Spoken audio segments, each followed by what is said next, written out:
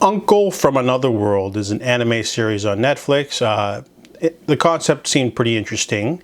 We're following Takafumi. He is a young man whose uncle fell into a coma for 17 years after being hit by a vehicle. He didn't die though. He fell into a coma and has been in the hospital ever since. However, he wakes up and he starts speaking a weird language that he doesn't, that can't be, maybe his uncle is crazy because he keeps talking in this weird garbling sort of fantasy language from Granbahamal. And but then his uncle finally exhibits some magic powers. Apparently he's been in a magic world for the last 17 years when he was hit, maybe when he was 20-ish, I think.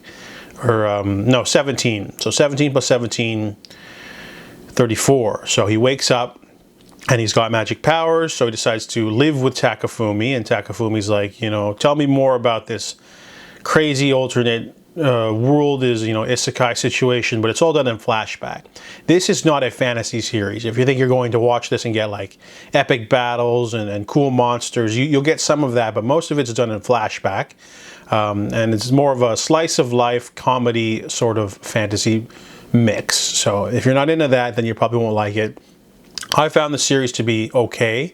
It's amusing. It's really easy to take down.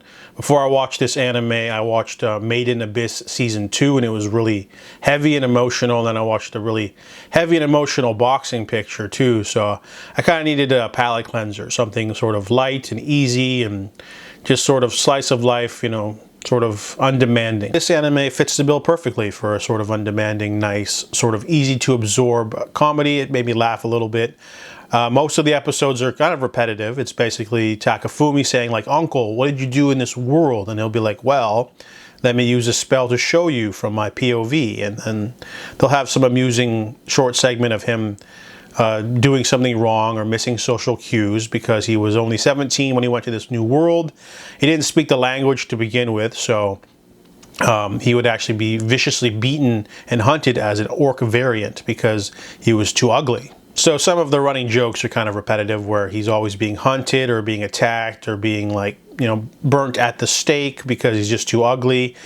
Even if he's, saves them from the townsfolk from monsters or something, they still don't trust him because of how ugly he is. It's like a running joke. Or he'll bump into other adventurers and they try to kill him. So as we get more flashbacks, we also get introduced to Fujumiya. She is a childhood friend of Takafumi who kind of likes him, and she kind of invites herself over in order to seduce him. However, she bumps into the uncle and she's kind of cock-blocked a little bit.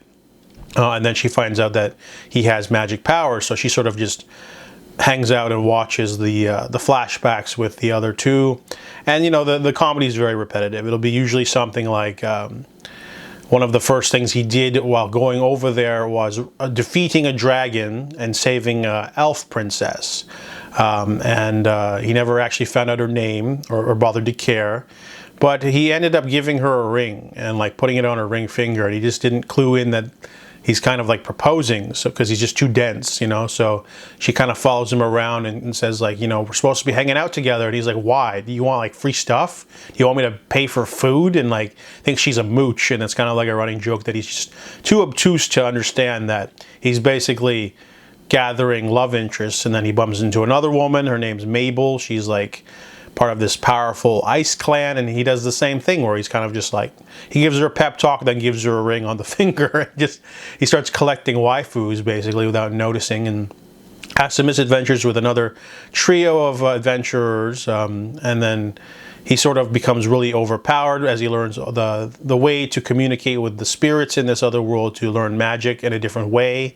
So there is some fantasy elements, and there's a big battle for the last episode. But most of this season is just basically him just sort of being dumb.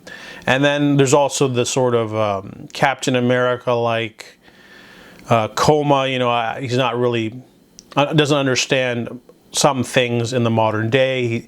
Since he was hit by the truck when he was young, he basically thinks Sega is the greatest, console of all time and all the games, and he was a big nerd. He's still stuck there. He doesn't want to like play the new game, so his nephew gets him an old Sega console so he can play all his favorite games, and he makes lots of references to video games. He was like a big nerd when he went on. So this is basically a comedy about like stagnation, basically. If you're a teen, you know, you weren't very smart as a teenager at 17, imagine you had to go to another world where everyone, you don't understand anything at all, and people are trying to get you and kill you.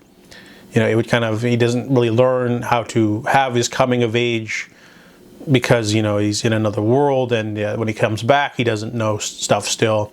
And there's a really great sort of parallel, because Fujumiya also likes Takafumi, but he views her as like a buddy, you know, because she was a bit of a tomboy growing up, so he doesn't see her as a, you know, a romantic interest. She's sort of there dropping hints, and he's too obtuse like his uncle. So this is a really simple, enjoyable, it's only 13 episodes. I think there's only 13 volumes of manga. I don't know if it's in hiatus, or there's no way for the story to sort of continue unless some of the fantasy characters come to Japan, Bahamal. But overall, it's, you know, it's easy to take down. It's easy to absorb. So that's my thoughts on Uncle from Another World.